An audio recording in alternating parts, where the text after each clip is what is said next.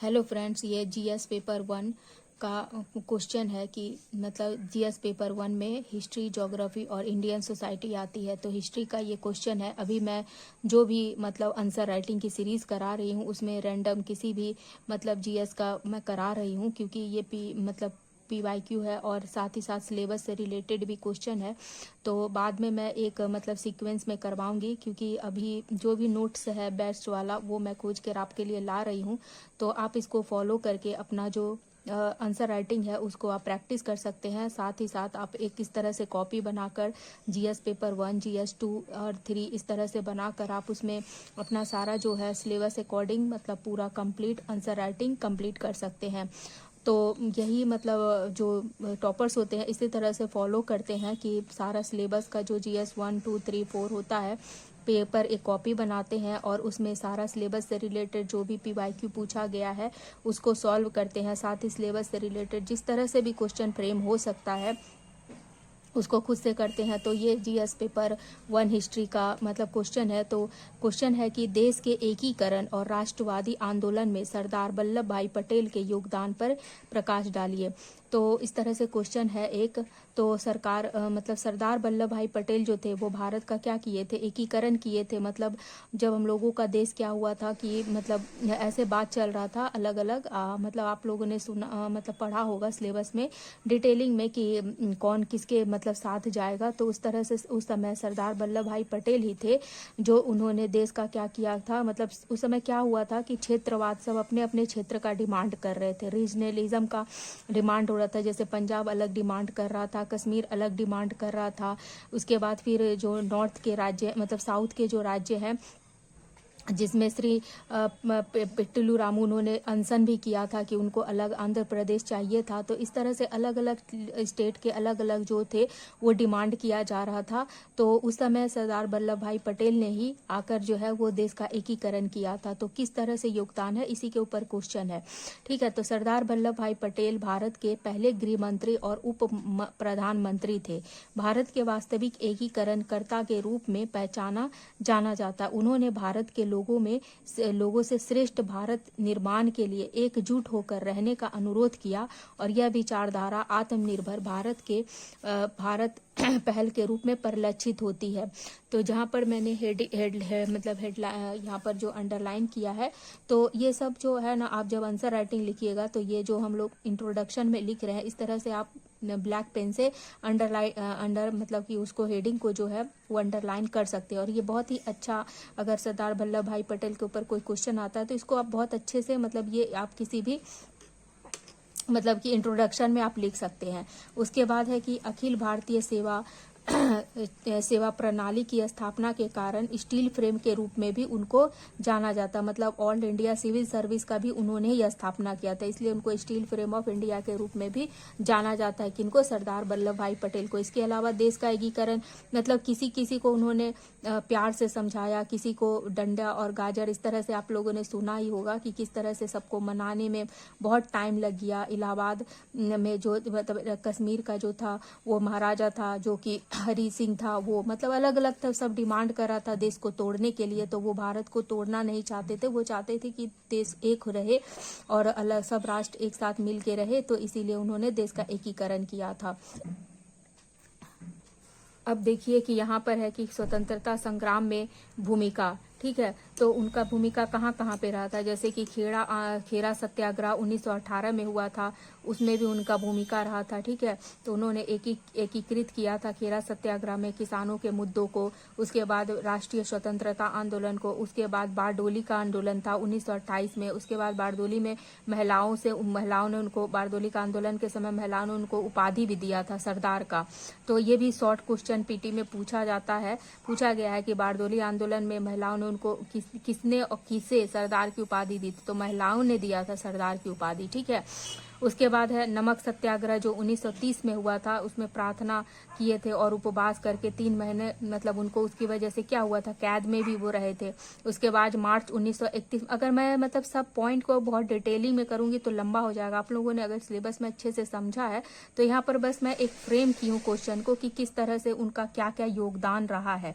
ठीक है, तो वो मतलब क्वेश्चन में हम लोग को यही पूछा गया एकीकरण और राष्ट्रवादी आंदोलन में उनका क्या योगदान था। योगदान में बताया गया कि क्या है, तो स्वतंत्रता संग्राम में उनका क्या योगदान था, कहाँ कहाँ पे, तो वो सब ईस्वी लिख के बताया गया कि किस किस चीज में उनका योगदान था। उसके बाद मार्च 1931 में भारतीय राष्ट्रीय कांग्रेस का कराची का 17वां जो कि 46वां था, उसका उन्होंने अध्यक्षता किया था, जिसमें कि क्या हुआ था, अध्यक्षता में उन्होंने गांधी इरविन समझौता जो है नहीं किए थे, सॉरी।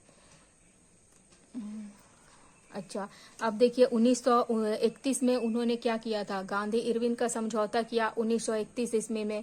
ठीक है, भारतीय राष्ट्रीय कांग्रेस का जो कराची का अधिवेशन था उसमें उन्होंने अध्यक्षता किया था, जिसमें गांधी इरविन का समझौता का उन्होंने मतलब कि अच्छा से डिटेलिंग करके डिस्कशन करके उन लोग का मतलब वो किया। उसके बाद सुधार में भी शराबखोरी में बहुत ज्यादा सुधार किया, छुआछूत को लेकर भी उन्होंने बहुत सारा सुधार किया, जातिगत भेदभाव था उसको हटाने में भी उनका बहुत बड़ा योगदान रहा, महिलाओं की मुक्ति में भी उनका बहुत बड़ा योगदान रहा। उसके बाद स्वतंत्रता के बाद भी उसके बाद देखिए स्वतंत्रता के बाद भी उनका मतलब योगदान रहा, कहाँ कहाँ पे किस तरह से कि संविधान का निर्माण में इनका योगदान रहा, मौलिक अधिकारों पर सलाहकार समिति मतलब फंडामेंटल राइट को किस तरह हम लोग का होना चाहिए उसका सलाहकार समिति में वो थे, शामिल थे। तो सलाहकारी समिति में वो थे, बहुत अच्छा उन्होंने सलाह दिया कि किस तरह फंडामेंटल राइट हम लोगों का देश, आजाद देश में लोगों का होना चाहिए। और उसके बाद अल्पसंख्यक जो लोग थे, जिसका जो माइनॉरिटी थे, ठीक है, उनके लिए, फिर जनजातीय जो आदिवासी लोग थे उनके बहिष्कृत क्षेत्रों पर समिति, ये सब में भी उनका योगदान रहा। फिर रियासतों का एकीकरण, जो आप लोगों ने सुना होगा कि हम लोग का देश में उस समय क्या था, जब हम लोग का देश आजाद हुआ था तो 565 हम लोग का देश में रियासत था, मतलब राजा महाराजा लोग का शासन था। तो सब तो धीरे धीरे मिल ही गए, लेकिन जैसे हैदराबाद है, जूनागढ़ है, कश्मीर है, ये लोग बहुत प्रॉब्लम क्रिएट किए थे, एक नहीं हो रहे थे।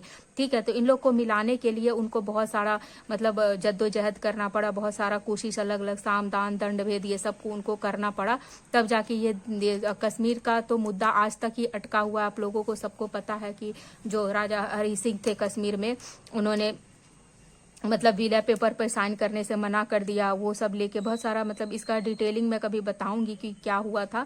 ठीक है, तो इस तरह से था। उसके बाद है निष्कर्ष में हम लोग क्या लिख सकते हैं, जैसे कि नवाब शासित था जूनागढ़, तो वो प्रॉब्लम क्रिएट किया था। उसके बाद है निजाम का शासन था हैदराबाद में, तो इतना आपको नहीं लिखना है क्योंकि आंसर राइटिंग में उतना समय नहीं रहता है हम लोग को लिखने के लिए।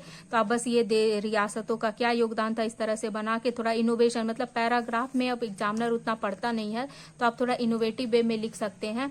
ठीक है, तो क्या क्या है कि जैसे कि स्वतंत्रता के बाद भारत में योगदान क्या रहा, तो इस तरह लिख के और छोटा छोटा इस तरह से पॉइंट, संविधान में था, फंडामेंटल राइट में था, अल्पसंख्यकों में था, देशी रियासतों में था, प्रांतीय संविधान समिति में उनका योगदान था। तो इस तरह से हम लोग को लिखना है। ठीक है, उसके बाद निष्कर्ष में क्या लिख सकते हैं कि सरदार वल्लभ भाई पटेल ने ब्रिटिश भारतीय क्षेत्रों के साथ रियासतों को जोड़ा और भारत के विभाजन को रोका, जिसके कारण उन्हें भारत के लौह पुरुष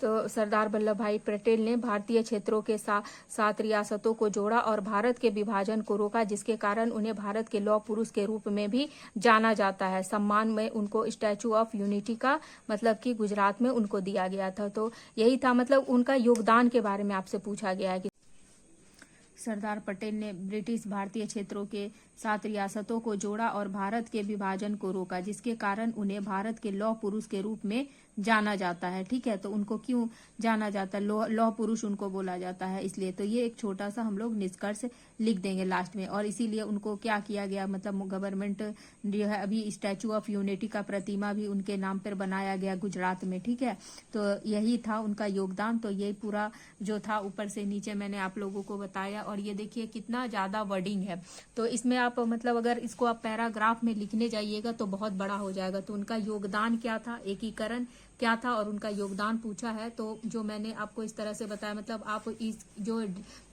ये जो ये इंट्रोडक्शन है, इंट्रोडक्शन में कुछ भी लाइन काट नहीं सकते आप, मतलब नहीं काटिएगा तो अच्छा रहेगा, ये काफी अच्छा इंट्रोडक्शन है। उसके बाद उनका जो संग्राम में क्या भूमिका था, इस तरह एक हेडिंग देके, और खेरा इस तरह से लिख सकते हैं कि खेरा में क्या था, बारदोली में क्या था, ऐसे हेडिंग थोड़ा थोड़ा दे दीजिएगा, मतलब 2-3 ही पॉइंट लिखने से भी हो जाएगा। उसके बाद सुधार में उन्होंने क्या क्या सुधार किया, तो शराबखोरी है, छुआछूत है, इस तरह से, तो छोटा छोटा आप लिखिएगा तो थोड़ा जल्दी हो जाएगा। और उसके बाद ये लिख सकते हैं, ये लिख सकते हैं स्वतंत्रता के बाद भी उनका क्या योगदान था, और उसके बाद ये कंक्लूजन। तो ये पूरा आपका आंसर जो है वो एक अच्छा सा बन जाएगा। इस तरह से आपका देखिए ये पूरा एक आंसर जो है बन जाएगा, और 125 के वर्ड में आप मतलब लिखने का कोशिश करिएगा। तो फिर मिलते हैं आप लोगों से फिर नेक्स्ट वीडियो में कोई और आंसर राइटिंग के साथ।